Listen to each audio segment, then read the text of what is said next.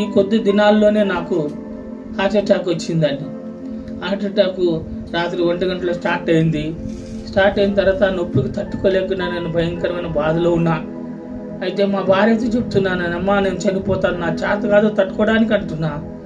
దేవునితో ప్రార్థించాను, అయ్యా నాకు ఈ బాధ నుండి విముక్తి కలిగించవా అని చెప్పేసి ప్రార్థన చేశాను. ఉదయం తెల్లవారు వరకు నాకు అయితే రక్షణ కలిగించయ్యా.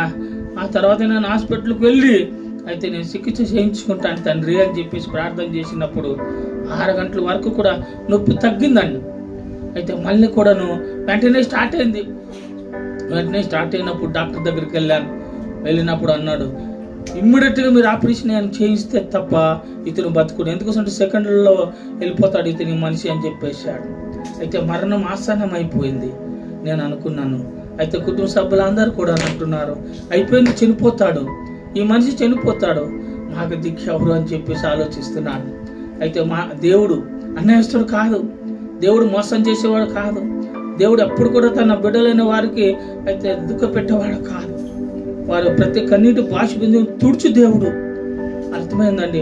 కాబట్టి అప్పుడు దేవుడు నాతో చెప్పాడు, నేను ప్రార్థన చేశాను, ఏంటి ప్రభా డాక్టర్ చూస్తే నేను చనిపోతాను అంటున్నారు, ఆపరేషన్ చేయాలంటున్నారు, డబ్బులు కావాలంటున్నారు, నేను ఎక్కడి నుంచి తీసుకురాను తండ్రి, నా పరిస్థితి నీకు తెలుసు అని చెప్పి డాక్టర్తో చెప్పాను. అయ్యా నేను ఆపరేషన్ చేయించుకోలేను, నా పరిస్థితి బాగలేదు అని చెప్పేసి అంటే, నువ్వు చేయించిపోతే చనిపోతావు అని చెప్పేసి అన్నారు.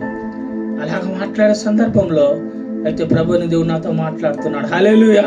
ఆ డాక్టర్ వెళ్ళిపోయిన తర్వాత వెంటనే దేవుని ఆత్మ నాతో అయితే వచ్చి చక్కటి స్వరంతో మాట్లాడుతాను. నా కుమారుడా నువ్వు భయపడాల్సిన అవసరం లేదన్నాడు.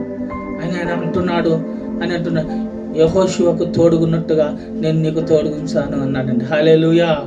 యెహోషువకు తోడుగున్నట్టుగా అన్న మాట అన్నప్పుడు నేను అనుకున్నా, ఏంటి యెహోషువకు తోడేంటి, ఇప్పుడు నేను చనిపోతున్న నా పరిస్థితికి తోడేంటి అని చెప్పేసి నేను ఆలోచిస్తున్నప్పుడు మరొక డాక్టర్ వచ్చారు నా దగ్గరికి.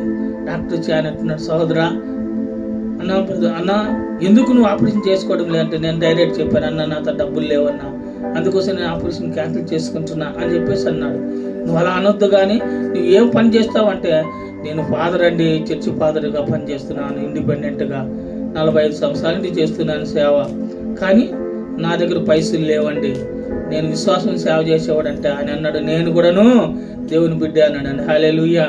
అంటే యెహోషువ వస్తాడు నీ దగ్గరికి అనే రీతిగా ఆ సహోదరుని తీసుకొచ్చాడు. నువ్వేం భయపడాల్సిన అవసరం లేదు, నువ్వు గమ్మునుడు, నువ్వురికి ఏలు ముద్రేసాయి, నువ్వు మిగతా కార్యక్రమం నేను జరిపిస్తానని చెప్పేసి ఇమ్మీడియట్గా నన్ను అడ్మిట్ చేసుకున్నారు. అప్పుడు నన్ను ఆపరేషన్ని చేసేసారు. అయిపోయిన తర్వాత ఇప్పుడు నేను క్షేమంగా అయితే దేవుని యొక్క పరిచయం చేస్తున్నాను. ఎందుకు నేను ఈ మాటలు చెప్తాను, దేవుని యొక్క మాటలు మనం విన్నట్టయితే, దేవునితో మనం నడిచినట్టయితే ఆయన మనకి ఎప్పుడు కూడా నష్టం కలిగించాడు. ఆయన ఎప్పుడు కూడా మన దుఃఖంలోనూ మనం ముంచి వేయడు. మనం చనిపోతామంటే ఆయన చనిపోయాడు. ఆయన మళ్ళీ మనకు జీవమునిచ్చి ఈ లోకంలో బతికిచ్చి వాడుకుంటున్నాడు. దుష్టుడైతే మన మాట